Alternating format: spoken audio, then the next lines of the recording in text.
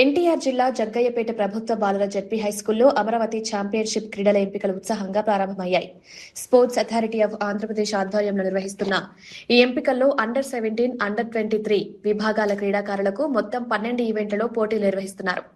ఎంపికల కార్యక్రమానికి ముఖ్య అతిథిగా నందిగామ డివిజన్ డిప్యూటీ ఎడ్యుకేషన్ అధికారి ఉప్పులూరి గురునాథం హాజరై క్రీడలను ప్రారంభించారు. ఈ సందర్భంగా క్రీడాకారులు క్రమశిక్షణతో పాల్గొని తమ ప్రతిభను కనబర్చాలని సూచించారు.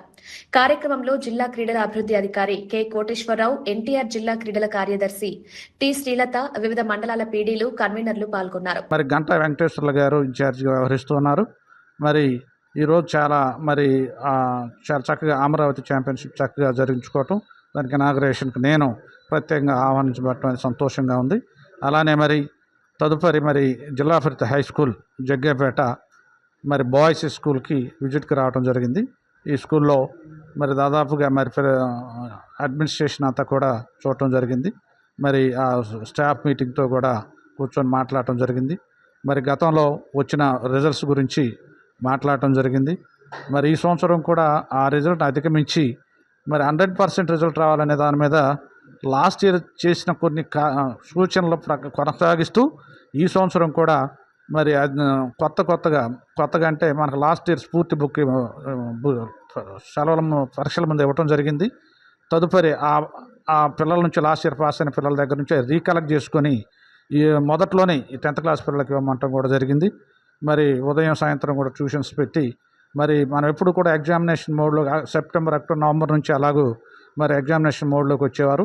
అలా కాకుండా 100% పిల్లలు పాస్ అయ్యాలా అనే ఉద్దేశంతో జూన్ జూలై నుంచే వాళ్ళ ఎగ్జామినేషన్ మోడ్లోకి తీసుకురావడం జరిగింది. ఆ పిల్లలందరికీ కూడా సపోజ్ ప్రతి క్లాస్లో కూడా ఒక చాప్టర్ అయిన వెంటనే దాంట్లో టెస్టులు పెట్టి ఆ మార్కులు కూడా నోట్ చేసి ఇలాగ ప్రతి నెల కూడా స్కూల్ దగ్గరకు వచ్చేసి హెచ్ఎం గారి దగ్గర నుంచి రివ్యూ తీసుకొని ఏ సబ్జెక్టులు అయితే తక్కువ మార్కులు వచ్చినాయో ఆ సబ్జెక్టు టీచర్ని అలర్ట్ చేసి ఈ సంవత్సరం అంతా కూడా 26-27 సంవత్సరంలో 100% తీసుకురావాలనే ఉద్దేశంతో ముందుకు వెళ్ళటం జరుగుతుంది. ఇక్కడ ఉన్న స్టాఫ్ కానీ ప్రధానోపాధ్యాయులు కానీ చక్కగా చేస్తూ ఉన్నారు. స్కూల్ ప్రాంగణం కానీ స్కూల్ కానీ బాగుంది. మిడ్ డే మీల్స్ కూడా టేస్ట్ చేయటం జరిగింది. పప్పు చాలా బాగుంది. పప్పు కూడా దాన్ని నేను టేస్ట్ చేయటం వల్ల నాకు తెలిసింది కనుక చాలా బాగుంది. నేను వారిని క్వశ్చన్ వేయటం కూడా జరిగింది. ఎప్పుడు ఇలానే ఉంటుందా, ఈ రోజే ఉంటుందమ్మా అని చెప్పేసి కూడా మిడ్ డే మీల్స్ వాళ్ళు అడిగితే లేదండి ఎప్పుడు ఇలానే ఉంటుంది. ఇటీవల కలెక్టర్ గారు కూడా వచ్చి మిడ్ డే మీల్స్ను టచ్ చేసి బాగుందని చెప్పి వారు కూడా స్పందించడం జరిగింది. అది నేను టేస్ట్ చేసిన తర్వాత వాళ్ళు నేను అడగటం జరిగింది. వారేదో నేను ముందుగా అడిగి నేను బాగుందని చెప్పి అనలేదు. నేను ప్రాక్టికల్గా తిన్న తర్వాతనే బాగుందని చెప్పడం జరిగింది. అలానే ఈ మిడ్ డే మీల్స్ కొనసాగించాలని కూడా కోరుచున్నాను. చెప్పాను, వారు చెప్పడం కూడా జరిగింది. హెడ్ మాస్టర్ కూడా చక్కగా కొన్ని రికార్డ్స్ అన్నీ కూడా చూడటం జరిగింది. అటెండెన్స్ కూడా మొత్తం రికార్డులన్నీ కొన్ని వెరిఫై చేయడం జరిగింది. దానికి సంబంధించిన కొన్ని సూచనలు కూడా ఇవ్వడం జరిగింది. ముఖ్యంగా నేను వారికి తెలియజేసింది ఏంటంటే 100% తీసుకురావాలి అంటే ప్రతి పిల్లవాడు కూడా చదవటం, రాయటం, good handwriting, tables, enrolment ఇవి 5 అనేది టీచర్ కంపల్సరీగా ఎప్పుడూ చేయాల్సినవి.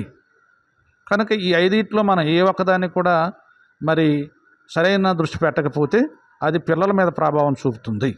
కనుక నేను ట్విస్ట్ చేసి నేను హెడ్ మాస్టర్ చెప్పింది ఏంటంటే పూర్వకాలం మనం చదువుకున్న రోజుల్లో 1, 2, 4 అని చెప్పి గ్రౌండ్లో చుట్టూ నిలబెట్టి 20 ఎకరాల వరకు చదివించేవారు.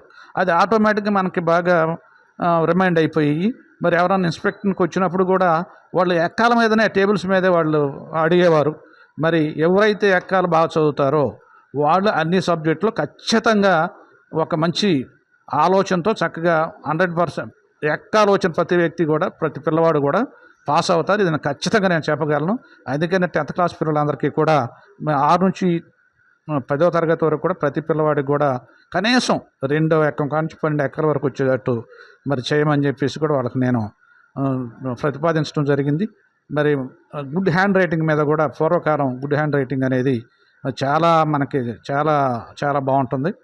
పిల్లవాడు ఒకవేళ చదువుకున్న వాడికి బాగా చదివి రాసిన వాడికి చదివిన వాడికి రైటింగ్ లేకపోయినా కాస్త చదవగలిగిన కుర్రోడికి రైటింగ్ బాగున్నా మా ఈక్వల్గా మార్కులు దగ్గర దగ్గర పడే అవకాశం ఉంది. ఎందుకంటే రైటింగ్ బాగుండటం వల్ల సదుద్దేశంతో కొంత మార్కులు కానీ కాస్త బాగా కనపడుతూ ఉంటుంది. కనుక గుడ్ హ్యాండ్ రైట్ మీద కూడా దృష్టి పెట్టడం జరిగింది.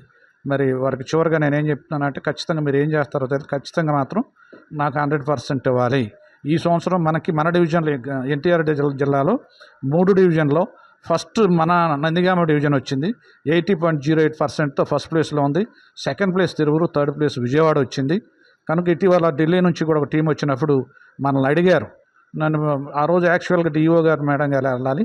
మరి ఆ రోజు అనుకున్న మేడం గారు నాకు ఫోన్ చేసి వెళ్ళటం వల్ల మరి అక్కడ వారు మరి 80% ఎలా వచ్చిందనే దాని మీద అడిగారు. 100% వచ్చేదాని మనకి ఏం చేయాలనే దాంతో మరి చేసిన దానికి చేయబోయేదానికి కూడా మరి వారికి నేను సువివరంగా చెప్పడం జరిగింది. ఖచ్చితంగా మరి నేను వచ్చేటప్పుడు కూడా 100% అని మీరు చెప్పాలని చెప్పి వారు కూడా మాకు చెప్పడం జరిగింది. మా ఆర్జేడీ గారు మేడం గారు, మా డిఓ మేడం గారు కూడా ప్రతిరోజు కూడా ప్రతి పిల్లవాడు కూడా మరి బాగా చదివి రాసి పాస్ అవ్వాలనే ఉద్దేశంతో రోజు ఎబెక్స్లోనూ మరి వారు కంటిన్యూగా ప్రతి విషయాన్ని కూడా కూలంకషంగా వెబెక్స్లో చెప్తూ మమ్మల్ని రెడీ చేస్తున్నారు. మేము కూడా డివిజన్లో ప్రతి హెడ్ మాస్టర్ని కూడా మరి వారి మీద వారి భుజస్కంధాల మీద 100% అనేది పెట్టడం జరిగింది. మొదటి నుంచి పిల్లలందరూ కూడా తీర్చి మంచి రిజల్ట్ రావాల్సిందిగా వారు ప్రత్యేకంగా మరి తెలియజేయడం జరిగింది. ఆ విధంగా మరి ఈరోజు మరి యొక్క జిల్లా ప్రభుత్వ హై స్కూల్ జగ్గయ్యపేట నందు స్టాఫ్ మీటింగ్ పెట్టి విజిట్ చేసి వారికి కూడా అన్ని వివరాలు తెలియజేయడం జరిగింది. Thank you.